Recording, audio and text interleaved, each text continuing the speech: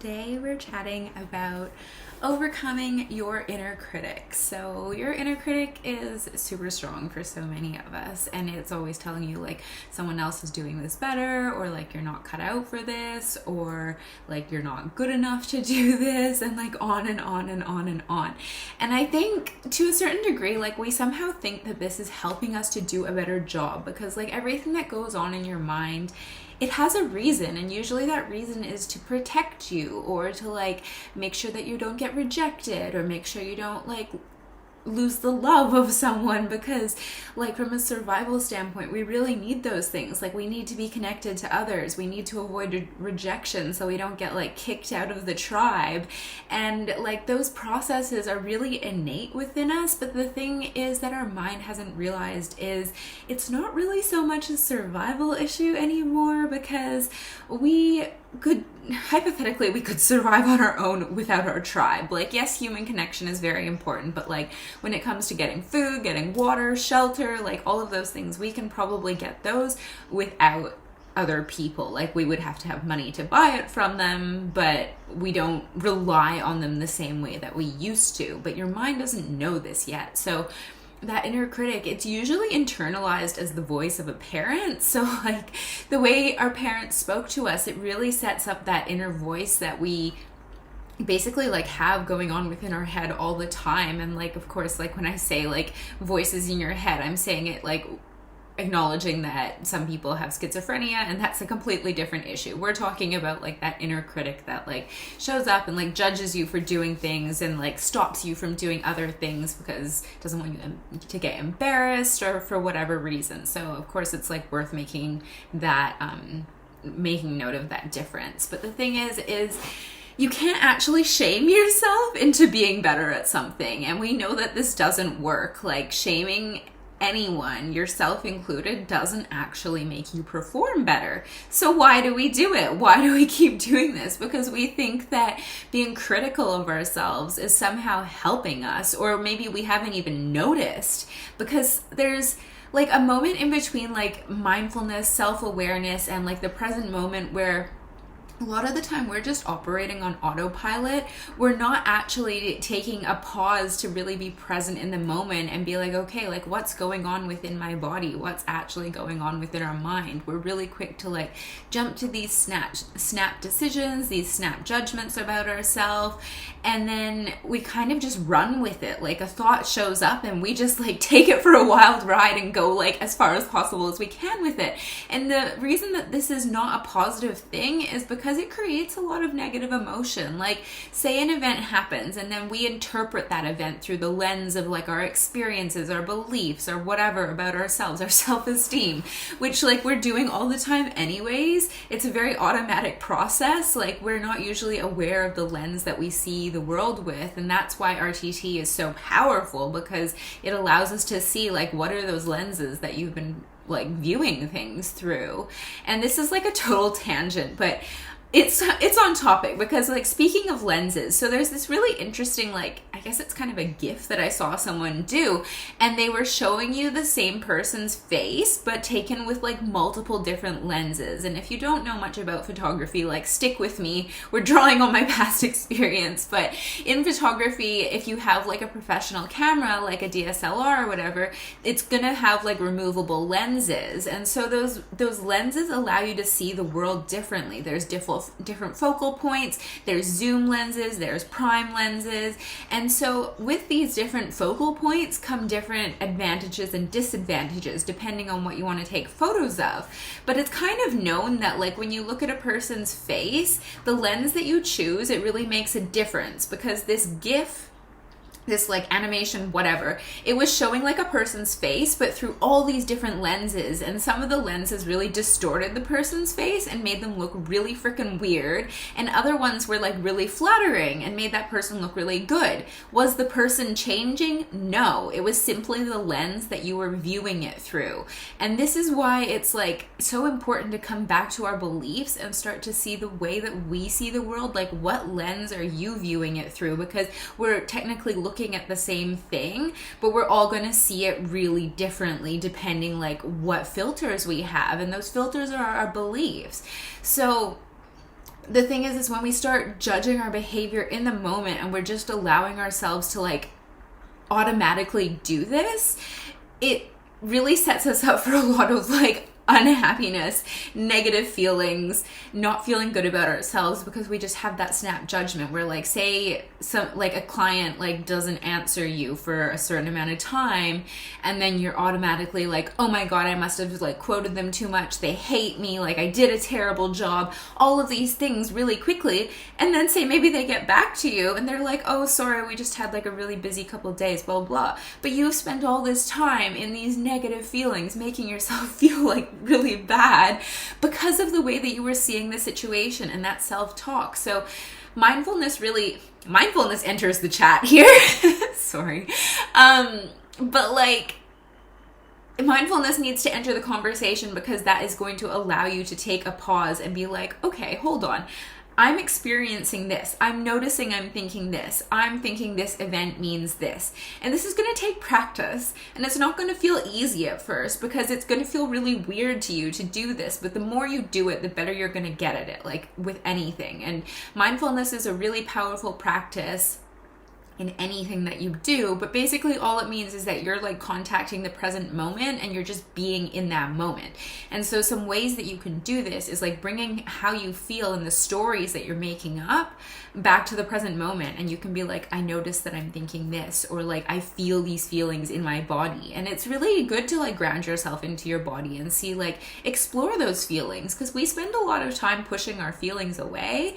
And if you actually start to ground into your body and like look at it with non-judgment and just be like, I notice that I'm experiencing like tension in my chest. That's interesting. You don't have to interpret it. You don't have to judge it. You just are noticing it. And this is going to help you build that mindfulness, build that self-awareness, which is going to help you to be less reactive. And it's also going to help you stop that inner critic, because instead of that inner critic just having a thought and being like, I'm shit at this, and then it just runs off, then you're able to notice like, okay, I've noticed that I'm feeling shitty about this. Like, why is that? What could I have done different? What might be going on here? Like, it's allowing you to take that pause, and that pause is everything, because then you're choosing how you get to feel in the moment. And if you've never done work like this, it's going to sound weird. It sounds really strange, but I promise you, the more you do it, the better at it you're going to get.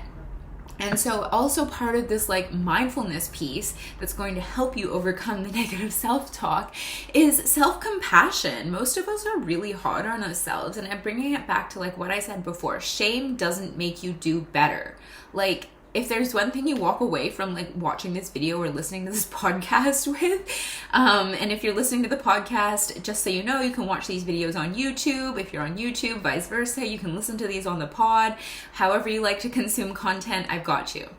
But the key to changing this is self-compassion. Like, most of us, the things that we say to ourselves, we would never say it to a friend. We would never say it to someone important to us. You wouldn't say it to your dog. Like, and so why are you saying it to yourself? Like, if the reason you think you're doing it is because you think it's going to make you do a better job, I'm going to tell you right now, it doesn't. It just makes you feel shit about yourself, and then you just keep perpetuating that cycle. You end up having really low self-esteem. It's not conducive to trying to build a business or like getting anywhere, achieving any goals.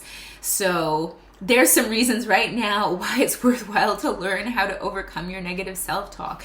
And I'll be honest, like, being compassionate towards myself is something I struggled with for a very long time, and it's still a practice that I'm working on, because I like so many people, I internalized those voices I heard growing up from like parents or people around me who were like, you're not smart enough, you're not this, you're not this, you're not this.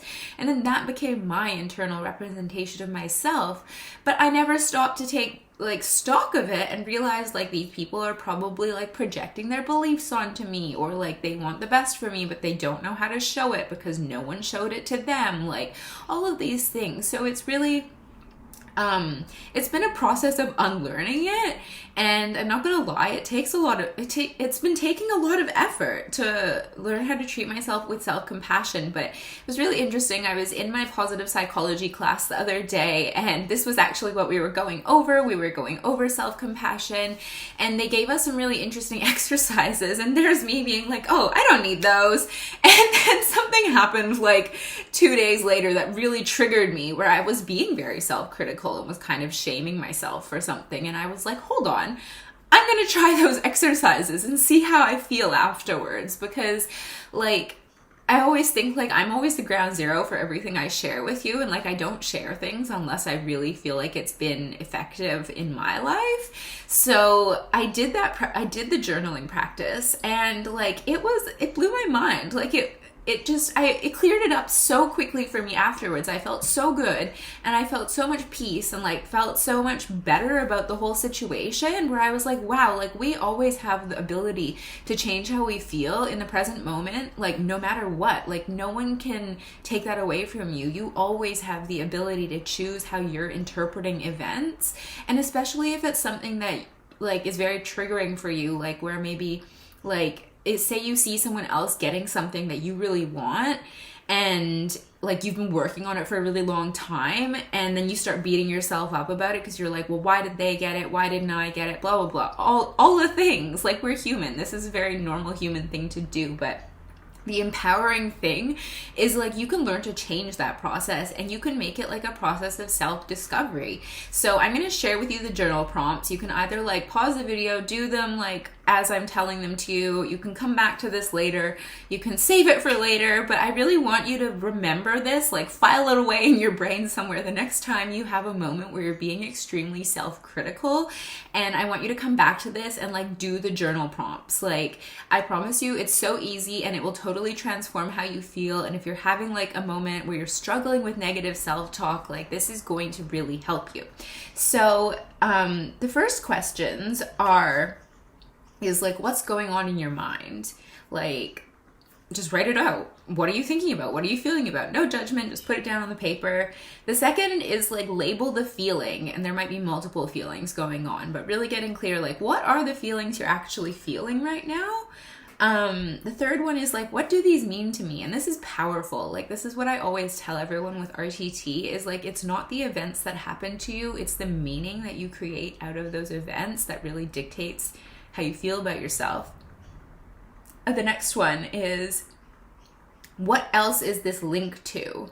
Like, is this linked to something else? Is it linked to your self-esteem? Like, is this linked to something you experienced in the past? Obviously, only you can answer that. And then like, why is this understandable? Why is it understandable that I'm feeling this way? Because this is like the first step in self-compassion, is like not judging yourself for feeling the way you're feeling, like being like, okay, what's going on here?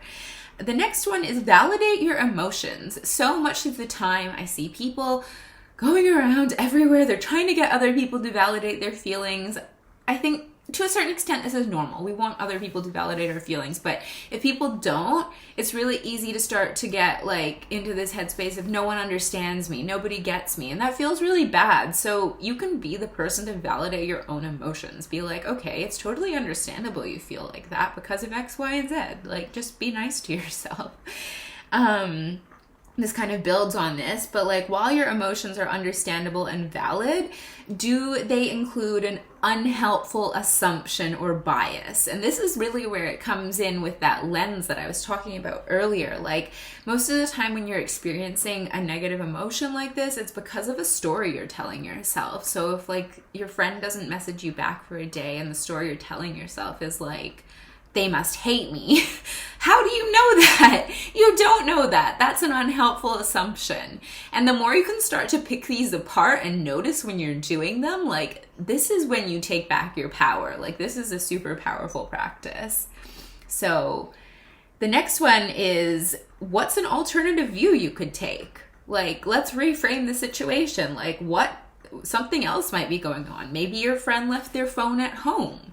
Maybe your friend is having the worst day of their life and couldn't get back to you. Like, what's another viewpoint of something that could be going on here? And then I love this one because this really shows you how much resilience and strength you have. But it's like, how have I coped with challenges in the past? How did you get through this in the past? Like, how did you deal with this before? Look on your previous experiences and draw on that strength and know that like you can get through it. And then, is there anything more helpful I could focus my attention on? This is a great one because like sometimes you just need to shift your focus, and especially if you've been sort of like ruminating on like a negative thought train that's really not serving you and it's like really hard for you to get out of it. What else can you focus on? Can you like get lost in like watching a show on Netflix, or can you like start cooking something, or I don't know, whatever you do that you like enjoy doing, can you shift your focus onto doing that? And this isn't trying to avoid the feelings, this isn't squashing our feelings down. There's a difference between like numbing out and then also like consciously focusing on something else, which is like a powerful practice. So choosing something else to focus on, like get your mind out of what you were thinking on before and like shift it onto something more positive. I always like to go on YouTube and watch like Abraham Hicks videos, or like start listening to something really empowering, because this kind of helps me like shift that focus, because you sort of get into the mindset of the other person who's talking, which is really helpful. So yeah, I hope this was helpful for you. Just to recap quickly, we're talking about why self-compassion is so important. It really helps you to stop judging yourself for the things you're doing, and it's a really powerful practice because you can't shame yourself into being better at things, and you actually do a better job when you feel better about yourself, and you're better at achieving your goals when you have higher self-esteem. So in the long run, this is just like a powerful practice to cultivate, and it is a practice. And the important thing is like building that mindfulness, so in the moment you realize that you're doing it, because when you have that pause and you realize you're doing it, then you can choose something else. So I hope this has been helpful for you, and I will see you next week. I hope you have an amazing day.